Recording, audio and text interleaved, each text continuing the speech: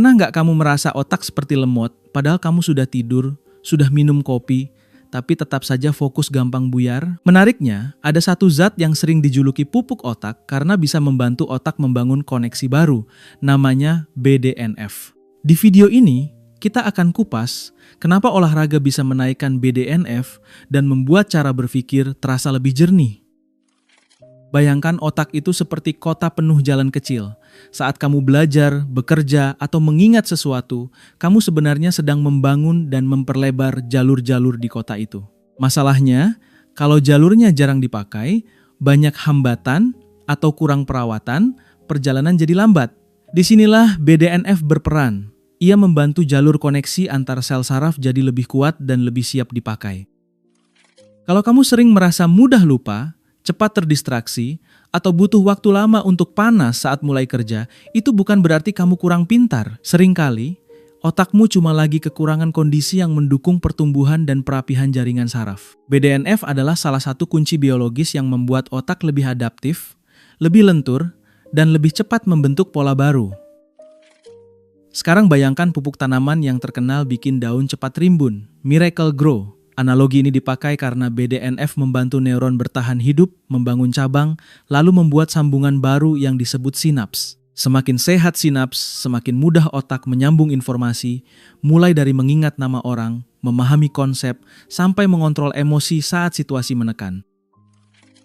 Yang bikin seru, tubuh kita tidak menunggu kita mengerti teori dulu untuk memproduksi BDNF. Saat kamu bergerak, terutama lewat olahraga tertentu, otak menangkap sinyal bahwa tubuh sedang beradaptasi. Respons adaptasi ini bukan cuma soal jantung dan paru-paru, tapi juga soal otak yang ikut upgrade, supaya kamu lebih siap menghadapi tantangan, baik fisik maupun mental. Di channel Gelombang Otak, kita akan membahasnya dengan cara santai tapi tetap berbasis sains. Kita nggak akan membombardir kamu dengan istilah rumit, tapi kita juga nggak akan menyederhanakan sampai kehilangan maknanya. Tujuannya jelas, kamu paham cara kerja otak, lalu bisa menerapkan kebiasaan yang membuat fokus, memori, dan ketahanan mental meningkat secara nyata. Alur video ini simple. Pertama, kita kenalan dulu dengan BDNF, apa fungsinya, dan kenapa ia penting dalam neuroplasticity. Kedua, kita bahas bagaimana olahraga memicu kenaikan BDNF, dan apa bedanya efek sesaat dengan efek jangka panjang. Ketiga, kita pilih jenis latihan yang paling masuk akal untuk gaya hidup kamu, lengkap dengan cara memulainya tanpa drama. Tapi sebelum itu, coba tebak olahraga seperti apa yang paling ngangkat BDNF, jalan cepat, lari, latihan beban, atau justru interval yang bikin napas megap-megap, dan berapa lama sampai kamu bisa merasakan perubahan pada fokus dan daya ingat. Nah, kita mulai dari dasar dulu, biar kamu nggak cuma ikut tren, tapi benar-benar paham cara memupuk otakmu.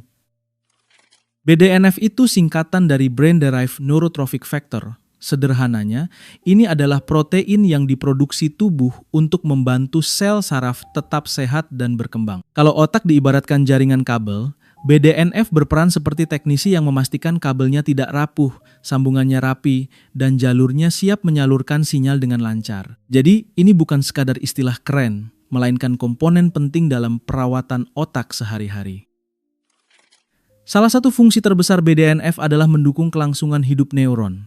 Sel saraf itu tidak cukup hanya ada, ia perlu dipelihara agar tidak cepat melemah. BDNF membantu neuron bertahan saat otak menghadapi tekanan, kelelahan, atau perubahan. Dengan dukungan ini, otak lebih punya cadangan daya untuk tetap bekerja stabil, bahkan ketika aktivitas padat atau stres sedang tinggi. BDNF juga membantu neuron tumbuh, bukan dalam arti otak membesar seperti balon, tapi dalam arti memperkaya cabang dan jalur komunikasi antar sel. Neuron memiliki semacam ranting yang dipakai untuk saling menyapa dan bertukar informasi. Semakin sehat dan banyak ranting itu, semakin besar peluang terbentuknya koneksi baru. Koneksi inilah yang menjadi fondasi dari belajar, ingatan, dan kemampuan memecahkan masalah. Lalu ada bagian yang paling menarik, BDNF membantu pembentukan dan penguatan sinaps, yaitu titik temu antar neuron. Sinaps bisa dianggap sebagai persimpangan tempat pesan berpindah. Saat kamu mengulang sesuatu, misalnya latihan bahasa, menghafal, atau membiasakan rutinitas baru, sinaps yang sering dipakai akan makin kuat. Di sisi lain, yang jarang dipakai bisa melemah. BDNF membantu proses penguatan ini agar otak lebih efisien. Disinilah konsep neuroplasticity masuk. Neuroplasticity adalah kemampuan otak untuk berubah, menyesuaikan diri, dan membangun pola baru berdasarkan pengalaman. BDNF sering disebut sebagai salah satu bahan bakar yang membuat plastisitas ini berjalan lebih optimal. Tanpa dukungan yang cukup, perubahan tetap mungkin, tapi terasa lebih lambat. Seperti mencoba menulis di kertas basah, hasilnya ada, tapi tidak mulus. Kenapa banyak orang menyebut BDNF sebagai miracle grow untuk otak? Karena ia mendukung pertumbuhan jaringan koneksi, bukan hanya menjaga yang sudah ada. Jika kamu sedang membangun kebiasaan, memperbaiki fokus, atau meningkatkan skill baru, otakmu butuh kondisi yang mempermudah pembentukan jalur baru. BDNF membantu menciptakan lingkungan yang subur, sehingga proses belajar terasa lebih ringan dan lebih cepat nyantol. BDNF juga sering dikaitkan dengan area otak tertentu yang dekat dengan kehidupan sehari-hari. Misalnya hipokampus, yang berperan besar dalam memori dan pembelajaran, serta prefrontal cortex, yang berhubungan dengan pengambilan keputusan dan kontrol fokus. Saat koneksi di area ini lebih sehat, kamu cenderung lebih mudah menangkap informasi, menahan distraksi, dan berpikir lebih terstruktur, walau tentu banyak faktor lain yang ikut bermain.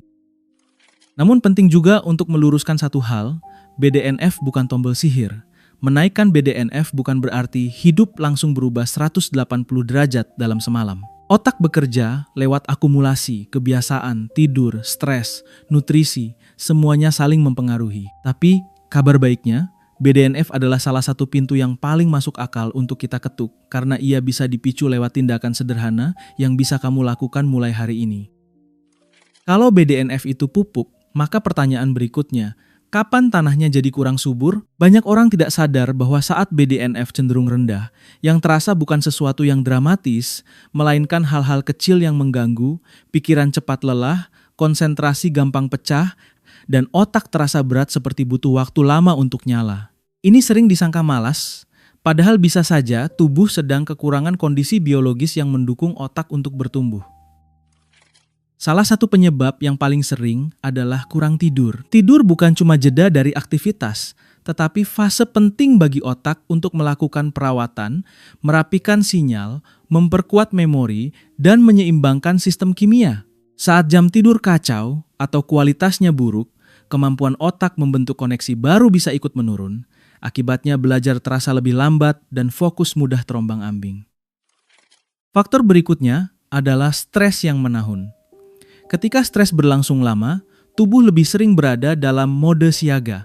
Hormon stres seperti kortisol bisa meningkat dan ini mempengaruhi lingkungan internal otak. Dalam jangka panjang, kondisi seperti ini dapat membuat otak lebih sulit masuk ke mode belajar yang tenang, sehingga kamu merasa mudah tersulut, sulit rileks, dan sulit menuntaskan pekerjaan tanpa merasa terkuras. Gaya hidup minim gerak juga berperan besar. Otak kita didesain untuk bekerja bareng tubuh yang aktif, bukan tubuh yang duduk berjam-jam tanpa jeda. Saat aktivitas fisik rendah, sinyal adaptasi yang biasanya membantu menjaga kebugaran otak jadi jarang muncul. Akhirnya, sistem yang mendukung plastisitas melemah pelan-pelan. Bukan karena kamu tidak mampu, tetapi karena jarang ada pemicu untuk mengaktifkan perbaikan. Pola makan yang tidak seimbang ikut memberi efek domino. Asupan yang terlalu sering tinggi gula, ultraproses, dan kurang serat bisa membuat energi naik turun seperti roller coaster. Otak sangat sensitif pada kestabilan energi. Jadi ketika tubuh sering mengalami fluktuasi, kamu bisa merasa ngantuk setelah makan, susah fokus, dan mood mudah berubah. Ini bukan satu-satunya penyebab, tapi jelas bisa memperberat keadaan. Kalau kita turunkan ke contoh sehari-hari, kamu mungkin pernah mengalami fenomena salah taruh barang, lupa nama orang, atau butuh membaca kalimat berulang kali baru paham. Itu bukan tanda kemampuan menurun secara permanen. Seringkali, itu sinyal bahwa hipokampus, area yang terkait memori, sedang tidak mendapat dukungan optimal. Saat lingkungan biologisnya membaik, performa juga bisa ikut pulih bertahap. Selain memori, bagian otak yang mengatur fokus dan keputusan, prefrontal cortex, juga bisa terdampak. Inilah alasan kenapa saat kamu lelah mental, kamu jadi gampang terdistraksi, susah menahan dorongan untuk scroll terus, dan lebih impulsif dalam mengambil keputusan. Otak seperti kehilangan rem halus bukan karena karakter buruk, tetapi karena sistemnya sedang kehabisan sumber daya untuk mengatur perhatian. Kabar baiknya, BDNF bukan sesuatu yang sepenuhnya ditentukan nasib. Ia responsif terhadap kebiasaan. Begitu kamu memberi sinyal yang tepat melalui gerak, tidur yang lebih rapi, dan stres yang lebih terkendali, otak punya peluang besar untuk kembali subur. Nah, dari semua intervensi yang bisa kamu lakukan, olahraga termasuk salah satu yang paling konsisten memicu perubahan, dan itu yang akan kita bedah berikutnya. Sekarang kita masuk ke pertanyaan inti. Kenapa olahraga bisa menaikkan BDNF? Tubuh itu pintar, ia selalu beradaptasi dengan tuntutan. Saat kamu bergerak dan menantang sistem fisikmu, tubuh membaca itu sebagai sinyal. Kita butuh upgrade. Upgrade ini bukan hanya di otot atau jantung, tapi juga di otak, karena otak adalah pusat kendali yang ikut menentukan seberapa efisien kamu bergerak, berpikir, dan bertahan menghadapi stres. Salah satu efek paling mudah dipahami adalah peningkatan aliran darah dan oksigen. Ketika kamu olahraga, jantung memompa lebih kuat, pembuluh darah bekerja lebih dinamis, dan suplai oksigen serta nutrisi ke jaringan, termasuk otak, meningkat. Otak yang mendapatkan pasokan lebih baik cenderung punya lingkungan yang lebih mendukung untuk perbaikan dan pembentukan koneksi, seperti kota yang infrastrukturnya diperbaiki supaya lalu lintas informasi lancar. Selain itu, ada komunikasi menarik antara otot dan otak. Saat otot bekerja, ia tidak hanya membakar kalori, tetapi juga mengirim sinyal kimia ke seluruh tubuh. Banyak peneliti menyebut otot sebagai semacam organ yang bisa mengirim pesan. Pesan ini memberitahu tubuh bahwa sedang terjadi aktivitas, sehingga sistem pemulihan, antiinflamasi, dan adaptasi ikut bergerak. Dalam konteks ini, olahraga menjadi pemicu yang membuat tubuh menyiapkan kondisi yang lebih ramah untuk plastisitas otak. Olahraga juga mempengaruhi cara tubuh mengelola energi. Otak adalah organ yang boros energi, walau ukurannya kecil, kebutuhannya besar. Ketika kebugaran meningkat, metabolisme dan efisiensi penggunaan energi ikut membaik. Dampaknya, kamu lebih jarang merasa drop di tengah hari, lebih stabil saat bekerja, dan lebih tahan menghadapi tugas mental yang panjang. Lingkungan energi yang stabil membantu otak melakukan proses belajar dan pembentukan koneksi tanpa gampang kehabisan bahan bakar. Ada juga topik yang sering luput, inflamasi kronis. Dalam dosis tertentu, inflamasi adalah mekanisme pertahanan tubuh. Tapi jika peradangan terjadi terus-menerus karena stres, kurang gerak, atau pola hidup berantakan, itu bisa mengganggu fungsi berbagai sistem, termasuk otak. Olahraga yang tepat, terutama yang dilakukan rutin dan tidak berlebihan, cenderung membantu menurunkan inflamasi jangka panjang, sehingga suasana tubuh jadi lebih kondusif untuk pemulihan dan adaptasi saraf. Di tengah semua perubahan itu, BDNF muncul sebagai bagian dari respons adaptasi. Saat tubuh merasakan tantangan yang terukur, otak seperti berkata, "Oke, kita perlu memperkuat jaringan." BDNF membantu neuron bertahan, memperkaya cabang, dan menguatkan sinaps. Itulah kenapa setelah kebiasaan olahraga terbentuk, banyak orang merasakan pikirannya lebih terang, proses belajar lebih cepat nyantol, dan fokus lebih mudah dipertahankan. Bukan karena sihir, tapi karena biologi yang bekerja. Penting juga membedakan efek jangka pendek dan jangka panjang. Setelah satu sesi olahraga, kamu bisa merasakan perubahan suasana hati dan kejernihan berpikir.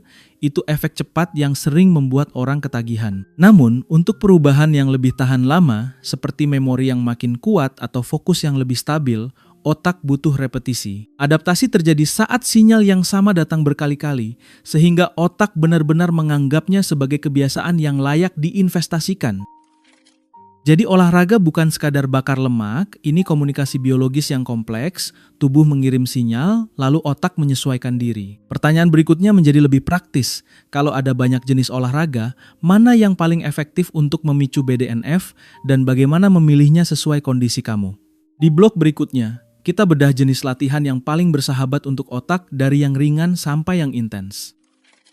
Kalau tujuan kita adalah memicu BDNF, dan membuat otak lebih adaptif, pertanyaannya bukan olahraga apa yang paling keren, tapi olahraga apa yang paling mungkin kamu lakukan secara konsisten. Karena otak berubah lewat pengulangan, bukan lewat satu sesi yang heroik lalu hilang seminggu. Kabar baiknya, ada beberapa jenis latihan yang cenderung ramah untuk peningkatan fungsi otak dan masing-masing punya peran sendiri. Pertama, latihan aerobik seperti jalan cepat, jogging ringan, bersepeda, berenang, atau naik turun tangga. Aerobik itu andalan karena mudah dilakukan, Skalanya bisa diatur dan relatif aman untuk banyak orang. Saat kamu menjaga gerak yang berkelanjutan, tubuh meningkatkan sirkulasi, mengatur napas, dan memberi sinyal adaptasi yang sering berkaitan dengan peningkatan faktor pendukung kesehatan otak, termasuk BDNF. Intensitas aerobik yang ideal biasanya bukan yang membuat kamu tersungkur, melainkan sedang, di mana kamu masih bisa berbicara pendek tapi tidak nyaman kalau disuruh bernyanyi. Ini penting karena intensitas sedang cukup menantang untuk memberi sinyal perubahan, namun masih ramah untuk pemulihan. Untuk pemula, jalan cepat 15-30 menit saja sudah lebih dari cukup sebagai titik start yang realistis dan berkelanjutan. Kedua, latihan interval atau HIIT, yakni selingan momen intens di antara periode gerak yang lebih ringan. Contohnya, 30 detik jalan sangat cepat atau lari pendek, lalu 60-90 detik pelan diulang beberapa kali. Interval memberi kejutan terukur pada sistem tubuh sehingga sinyal adaptasinya bisa lebih kuat. Namun ini bukan jalur wajib. Jika kamu baru mulai, interval sebaiknya datang belakangan setelah fondasi kebugaran terbentuk. Ketiga, latihan beban baik dengan body weight, resistance band maupun beban di gym. Banyak orang mengira beban hanya untuk bentuk tubuh, padahal latihan ini membuat otot aktif mengirim sinyal ke tubuh dan membantu meningkatkan kapasitas fisik yang berdampak pada energi harian. Ketika tubuh lebih kuat, kamu lebih tahan terhadap kelelahan, postur membaik, dan aktivitas sehari-hari terasa lebih ringan. Itu semua menurunkan biaya mental yang sering menguras fokus. Yang sering luput adalah otak tidak memilih olahraga berdasarkan teori, otak memilih berdasarkan kebiasaan. Jadi latihan terbaik adalah yang sesuai jadwal kamu, sesuai minat, dan bisa dilakukan tanpa negosiasi panjang dengan diri sendiri. Ada orang yang cocok lari, ada yang lebih menikmati sepeda, ada yang semangat kalau latihan beban, semuanya valid. Konsistensi adalah bahan bakar utama, sementara variasi adalah bumbu supaya tidak bosan. Kalau kamu ingin formula yang seimbang, bayangkan 1 minggu seperti menu. 2-3 sesi aerobik untuk menjaga mesin utama, 1-2 sesi latihan beban untuk memperkuat fondasi, lalu opsional 1 sesi interval ringan jika tubuh sudah siap. Kombinasi ini memberi sinyal yang beragam, menjaga motivasi, dan membantu otak mendapatkan stimulus berulang dari berbagai sudut tanpa harus ekstrem. Nah, setelah tahu jenis latihan yang BDNF friendly, pertanyaan berikutnya lebih spesifik. Berapa lama dan seberapa sering kamu perlu bergerak supaya efeknya terasa di fokus, memori, dan kejernihan berpikir? Apakah cukup 10 menit atau harus 1 jam? Di blog berikutnya kita bahas durasi, frekuensi, dan timing yang paling masuk akal biar kamu bisa mulai tanpa merasa terbebani. Sekarang kita bicara soal durasi dan frekuensi, bagian yang sering bikin orang mundur sebelum mulai.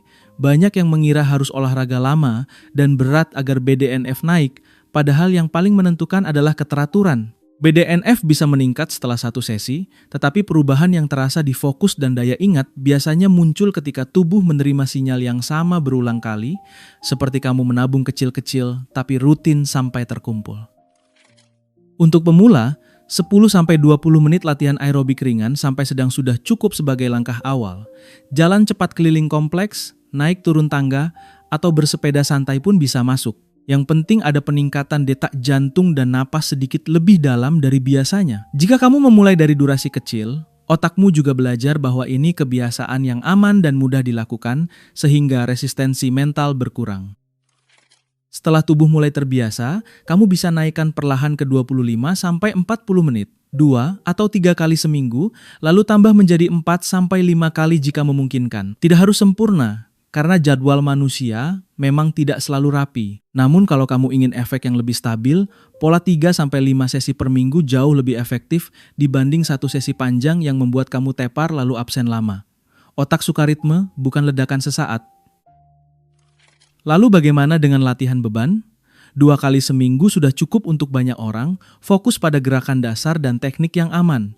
Beban tidak harus berat, yang penting menantang dan progresif. Kombinasi aerobik dan beban sering membantu menjaga energi harian lebih stabil sehingga kamu lebih mudah mempertahankan fokus saat bekerja. Dengan tubuh yang lebih kuat, aktivitas sehari-hari tidak terlalu menguras. Sisa energinya bisa dipakai otak untuk berpikir, bukan sekadar bertahan. Soal timing, ada ide menarik. olahraga bisa jadi pemanasan sebelum belajar. Banyak orang merasa setelah bergerak, pikirannya lebih jernih, mood naik, dan lebih mudah masuk ke mode fokus. Kamu bisa coba, setelah olahraga ringan, gunakan 10-20 menit untuk aktivitas kognitif seperti membaca, menulis, atau latihan skill. Anggap saja kamu sedang memanfaatkan momen ketika otak lebih siap membentuk koneksi baru. Pagi atau sore, keduanya bisa, tergantung hidup kamu. Pagi sering membantu mengatur energi dan membuat hari terasa lebih terarah, sedangkan sore bisa jadi cara melepas ketegangan setelah kerja. Yang perlu diperhatikan adalah efeknya ke tidur. Jika olahraga terlalu malam dan terlalu intens, sebagian orang jadi sulit terlelap. Jadi pilih jam yang membuat kamu bisa konsisten dan tetap tidur berkualitas. Ada satu jebakan yang perlu dihindari, memaksakan diri sampai tubuh teriak. Kalau latihan terlalu sering, terlalu berat, dan pemulihan diabaikan, tubuh justru masuk mode stres. Alih-alih merasa segar, kamu jadi mudah lelah, gampang sakit, atau mood kacau. Ingat, tujuan kita memicu adaptasi, bukan menciptakan tekanan baru. Progres yang lembut namun berkelanjutan biasanya menang dalam jangka panjang. Tanda kamu berada di jalur yang tepat biasanya sederhana, tidur lebih nyenyak, energi siang hari lebih stabil, emosi lebih terkendali, dan fokus meningkat pelan-pelan tanpa kamu sadari. Dari sini kita bisa melihat bahwa olahraga bekerja paling baik ketika ditopang kebiasaan lain. Jadi di blog berikutnya, kita bahas 3 penguat utama, tidur, nutrisi, dan manajemen stres, supaya efek BDNF tidak cuma muncul sebentar lalu hilang. Kalau olahraga adalah pemicu, maka tidur, nutrisi, dan stres adalah tanah, air, serta cahaya yang membuat pupuk itu benar-benar bekerja. Banyak orang sudah mulai bergerak, tapi hasilnya terasa biasa saja karena 3 hal ini berantakan. Otak itu bukan mesin yang bisa dipaksa terus, ia butuh fase pemulihan supaya koneksi yang terbentuk bisa diperkuat dan dirapikan. Jadi kita tidak hanya bicara latihan, kita bicara ekosistemnya. Pertama, tidur. Tidur adalah momen ketika otak melakukan maintenance, semacam mode servis otomatis. Di fase ini, otak merapikan informasi, menguatkan memori yang penting, dan membuang sinyal yang tidak perlu. Kalau tidur kurang atau kualitasnya buruk, proses perapian itu terganggu, akibatnya kamu bisa olahraga rutin tapi tetap merasa sulit fokus dan gampang lupa. Target yang realistis adalah tidur cukup dan jamnya lebih konsisten, bukan harus sempurna setiap hari. Kedua, nutrisi. Otak butuh bahan baku untuk membangun dan memperbaiki jaringan. Prinsipnya sederhana, cukup protein, cukup serat dari sayur dan buah, serta lemak sehat seperti dari ikan atau kacang-kacangan. Kamu tidak perlu diet ekstrem karena yang penting adalah pola yang bisa bertahan. Saat asupan lebih seimbang, energi harian jadi stabil, mood lebih terkendali, dan latihan terasa lebih ringan, efek domino ini membuat lingkungan untuk plastisitas otak lebih mendukung. Sebaliknya, pola makan yang terlalu sering tinggi gula dan ultraproses bisa membuat energi naik turun tajam. Setelah lonjakan, biasanya muncul rasa lesu, mengantuk, atau craving yang bikin kamu susah berhenti ngemil. Otak sangat peka dengan fluktuasi energi, jadi wajar kalau fokus gampang pecah.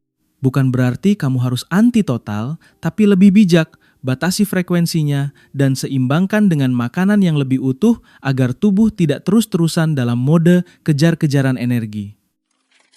Ketiga, stres.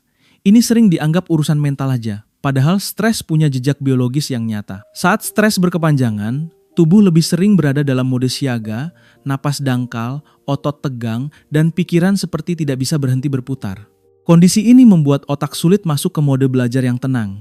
Karena itu, manajemen stres bukan gimmick, ia adalah cara menurunkan kebisingan sistem saraf agar adaptasi dari olahraga bisa terserap lebih maksimal. Kamu bisa mulai dari hal kecil, latihan napas 2 menit, jalan santai tanpa ponsel, journaling singkat, atau meditasi ringan sebelum tidur. Bahkan memberi jeda 1 atau 2 kali dalam sehari untuk merilekskan tubuh bisa membantu. Tambahkan juga paparan sinar matahari pagi atau aktivitas di luar ruangan jika memungkinkan, karena ritme biologis yang lebih rapi sering membuat tidur lebih cepat datang dan mood lebih stabil. Kecil, tapi efeknya terasa kalau dilakukan rutin. Selain itu, coba biasakan gerak kecil sepanjang hari. Tidak semua orang bisa olahraga panjang, tapi hampir semua orang bisa menyelipkan gerakan pendek, berdiri tiap 1 jam, peregangan 60 detik, jalan 5 menit setelah makan, atau naik tangga sekali 2 kali. Ini menjaga tubuh tidak terlalu lama pasif, membantu sirkulasi, dan membuat otak mendapatkan sinyal bahwa kamu hidup aktif. Kadang yang mengubah permainan bukan satu kebiasaan besar, melainkan kumpulan kebiasaan kecil. Kalau 3 penguat ini mulai membaik, olahraga terasa lebih mudah, pikiran lebih jernih, dan perubahan fokus lebih cepat terlihat.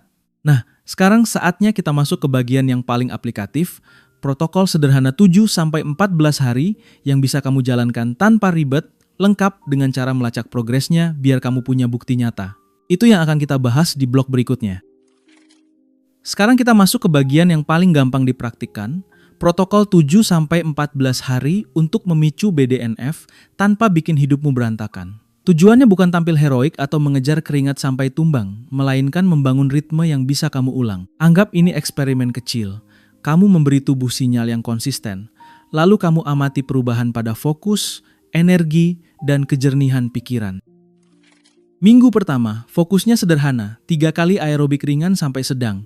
Pilih yang paling mudah, jalan cepat 15-25 menit, sepeda santai, atau jogging pelan. Kalau kamu baru mulai, jangan kejar kecepatan, kejar kontinuitas. Patokan intensitasnya, napas sedikit lebih dalam, tubuh hangat, tapi kamu masih bisa ngobrol pendek. Ini cukup untuk memberi sinyal adaptasi tanpa membuatmu kapok di hari kedua. Tambahkan 1 sesi latihan beban ringan di minggu pertama, tidak perlu alat mahal. Kamu bisa pakai body weight, squat pelan, push up ke dinding atau meja, hip hinge sederhana, dan plank singkat. Tujuannya melibatkan otot besar agar tubuh belajar menjadi lebih kuat. Fokuskan pada gerakan rapi dan aman, bukan jumlah. Sesi 15-20 menit sudah cukup untuk membangun fondasi, apalagi kalau kamu konsisten melakukannya. Masuk minggu kedua, kamu boleh naik level sedikit. Ada 2 pilihan, tambah 1 sesi aerobik atau sisipkan interval ringan. Intervalnya tidak perlu ekstrem, misalnya 30 detik jalan cepat sekali, lalu 90 detik jalan santai, ulang 5-8 kali. Totalnya tetap singkat tapi memberi variasi sinyal. Jika tubuh terasa kaget, turunkan ulangannya, karena yang kita cari adalah progres bertahap, bukan drama. Supaya efeknya terasa lebih nempel ke otak, manfaatkan momen setelah olahraga.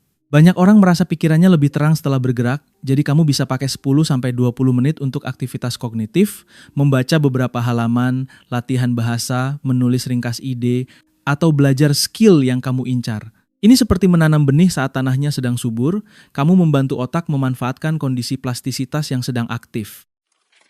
Agar kamu tahu ini bukan sekadar perasaan, kita butuh cara melacak progres. Sederhananya, tiap hari beri nilai 1-10 untuk 3 hal, fokus, mood, dan energi siang hari. Catat juga jam tidur dan durasi gerakmu. Tidak perlu panjang, cukup 1 menit. Dengan catatan ini, kamu bisa melihat pola. Misalnya, hari setelah tidur lebih rapi dan latihan ringan, fokusmu naik. Sementara saat begadang, kepala terasa berat. Data kecil seperti ini bikin kamu lebih objektif. Sekarang bagian yang sering menentukan sukses atau gagal, strategi anti mager. Siapkan baju olahraga dari malam, tentukan jam yang realistis, dan pakai aturan mulai 5 menit saja. Kalau setelah 5 menit kamu mau berhenti, silakan, tapi seringnya tubuh sudah keburu hangat dan kamu lanjut. Kamu juga bisa menurunkan hambatan dengan memilih rute paling dekat, atau latihan di rumah tanpa perlu keluar. Intinya, buat mulai jadi mudah, karena konsistensi lahir dari kemudahan. Kalau kamu jalankan protokol ini selama 7-14 hari, kamu mungkin tidak langsung merasa jadi super genius, tapi banyak orang mulai merasakan tanda-tanda halus, tidur lebih enak, pikiran lebih stabil, dan fokus lebih gampang balik saat terdistraksi. Namun ada beberapa kesalahan umum yang sering membuat efeknya tidak terasa, meski sudah olahraga. Di blog berikutnya, kita bahas mitos dan jebakan yang perlu kamu hindari supaya pupuk otak ini benar-benar bekerja. Di titik ini, banyak orang sudah semangat, tapi justru mulai tersandung oleh mitos dan kebiasaan kecil yang diam-diam merusak konsistensi. Salah satu mitos terbesar adalah, kalau nggak capek banget, berarti nggak ada hasil. Padahal otak berubah lewat sinyal yang berulang, bukan lewat penderitaan yang sesekali. Latihan yang cukup menantang namun bisa kamu jalankan terus-menerus biasanya jauh lebih efektif daripada sesi ekstrem yang membuatmu mogok seminggu.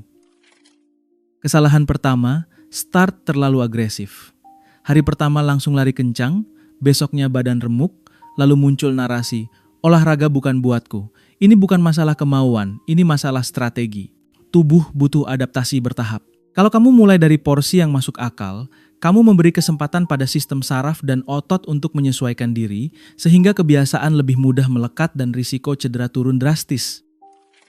Kesalahan kedua, menyepelekan tidur. Banyak yang sudah latihan rutin, tapi begadang tetap jalan, lalu heran kenapa fokus tidak membaik. Tidur adalah fase ketika otak menguatkan koneksi dan merapikan memori. Tanpa tidur yang cukup, efek latihan seperti dituang ke ember bocor, ada yang masuk, tapi tidak terkumpul maksimal. Tidak perlu perfeksionis, cukup perbaiki jam tidur sedikit demi sedikit karena perubahan kecil yang stabil lebih berharga daripada perubahan besar yang sebentar. Kesalahan ketiga, olahraga iya, tapi sisanya duduk 10-12 jam tanpa jeda. Tubuh lalu menghabiskan sebagian besar waktunya dalam mode pasif. Otak dapat manfaat dari latihan, tapi ia juga butuh sinyal aktivitas ringan sepanjang hari agar sirkulasi dan energi tetap terjaga. Solusinya bukan menambah latihan berat, melainkan menambah gerak mikro, berdiri tiap jam, jalan sebentar, atau peregangan singkat. Ini terlihat sepele, tapi efek kumulatifnya besar. Kesalahan keempat, membandingkan diri dengan orang lain. Ada orang yang cepat merasakan efek segar setelah olahraga, ada yang butuh beberapa minggu. Respons tubuh dipengaruhi usia, stres, kualitas tidur, kebugaran awal, dan rutinitas harian. Kalau kamu terus melihat progres orang lain, kamu kehilangan fokus pada satu hal yang paling penting, progresmu sendiri. Yang kita ukur bukan siapa paling cepat, tapi siapa paling konsisten dan paling aman. Mitos lain yang sering muncul adalah soal suplemen. Banyak produk menjanjikan naikkan BDNF seolah itu jalan pintas. Padahal kebiasaan dasar seperti gerak, tidur, dan manajemen stres adalah fondasi yang tidak tergantikan. Suplemen, kalaupun relevan, posisinya hanya pelengkap, bukan pengganti. Kalau fondasinya berantakan, menambah sesuatu dari luar jarang memberi perubahan yang berarti, seperti mengecat rumah yang fondasinya retak. Kesalahan kelima, memelihara stres lewat self-talk yang kasar. Misalnya, kalau tidak latihan sempurna, aku gagal, atau kalau bolong sehari, percuma. Cara berpikir seperti ini membuat sistem saraf tegang dan motivasi cepat habis. Lebih sehat jika kamu menganggap latihan sebagai proses, bukan ujian. Kamu boleh meleset, yang penting kembali ke ritme. Otak suka repetisi, jadi kembali lagi jauh lebih kuat daripada sempurna sekali. Kalau kamu menghindari jebakan-jebakan ini, jalanmu jadi lebih mulus. Kamu tidak lagi mengejar sensasi, tapi membangun sistem yang membuat otak berkembang dari waktu ke waktu. Di blog berikutnya, kita rangkum semuanya jadi pesan yang mudah diingat, sekaligus tantangan praktis yang bisa kamu lakukan mulai hari ini, biar ilmu ini tidak berhenti sebagai pengetahuan, tapi berubah menjadi kebiasaan yang nyata. Sampai di sini, benang merahnya mulai jelas. BDNF bisa kamu anggap sebagai pupuk yang membantu sel saraf tetap sehat, tumbuh, dan membentuk koneksi baru. Ketika koneksi lebih kuat dan lebih rapi, otak jadi lebih mudah belajar, lebih cepat mengingat, dan lebih stabil saat menghadapi distraksi. Ini bukan cerita motivasi kosong, ini tentang bagaimana tubuh dan otak merespons kebiasaan yang kamu ulang setiap hari. Kita juga sudah lihat mekanismenya secara garis besar. Olahraga memberi sinyal adaptasi, meningkatkan sirkulasi, mengaktifkan komunikasi tubuh otak, dan membantu menciptakan lingkungan yang lebih kondusif untuk plastisitas. Dari situ, BDNF ikut naik sebagai bagian dari proses perbaikan. Hasilnya sering terasa dalam bentuk yang sederhana tapi penting, pikiran lebih jernih, mood lebih ringan, dan fokus lebih gampang kembali saat terpancing gangguan. Bagian praktisnya juga tidak harus rumit. Kamu bisa mulai dari aerobik yang mudah, jalan cepat pun sah, lalu tambahkan latihan beban ringan supaya fondasi tubuh makin kuat. Kuncinya ada di konsistensi dan progres bertahap, bukan intensitas ekstrem. Jika kamu membuat olahraga jadi kebiasaan yang realistis, otak mendapat sinyal berulang untuk beradaptasi, dan itulah yang biasanya membangun perubahan jangka panjang. Namun jangan lupa, olahraga bekerja paling bagus ketika ditopang 3 penguat utama: tidur yang cukup, nutrisi yang lebih utuh, dan manajemen stres yang masuk akal. Tidur membantu menginstal perubahan, nutrisi memberi bahan baku, sementara stres yang terkendali membuat otak tidak terus berada di mode siaga. Kalau kamu memperbaiki 3 hal ini, efek latihan tidak hanya muncul sesaat, tapi lebih terasa stabil dari minggu ke minggu. Sekarang, aku mau kasih kamu tantangan kecil yang sederhana tapi kuat. Coba jalankan protokol 7 sampai 14 hari. 3 sesi aerobik ringan, 1 sesi latihan beban ringan, lalu catat fokus, mood, dan energi setiap hari dengan skala 1 sampai 10. Jangan mencari perubahan yang dramatis, cari sinyal kecil yang konsisten, tidur lebih nyenyak, pikiran lebih tenang, dan kemampuan kembali fokus lebih cepat. Itu biasanya tanda awal yang paling jujur. Kalau kamu sudah coba, tulis di komentar, olahraga apa yang paling cocok buat kamu, jalan cepat, jogging, sepeda, atau latihan di rumah. Lalu kendala terbesar kamu apa? Waktu, rasa malas, gampang bosan, atau takut mulai? Dengan begitu kita bisa bedah solusinya bareng-bareng, karena tiap orang punya kondisi yang berbeda, dan strategi terbaik selalu yang sesuai dengan realitas hidupmu. Untuk video selanjutnya, kita bisa lanjut ke topik yang sering bikin orang salah paham, perbedaan BDNF dengan dopamin. Banyak yang mengira motivasi dan pertumbuhan otak itu hal yang sama, padahal keduanya punya peran berbeda. Kalau kamu paham bedanya, kamu bisa membangun kebiasaan bukan cuma karena semangat sesaat, tapi karena sistem yang membuat kamu tetap jalan meski mood naik turun. Terima kasih sudah ikut menyelam di gelombang otak. Ingat, setiap kebiasaan kecil yang kamu ulang adalah sinyal yang kamu kirim ke otak tentang siapa kamu sedang menjadi. Di setiap gelombang otak selalu ada ilmu yang menakjubkan, dan hari ini kamu sudah menanam benihnya. Sampai ketemu di video berikutnya, dan mari kita terus memupuk otak dengan cara yang cerdas dan bisa dilakukan.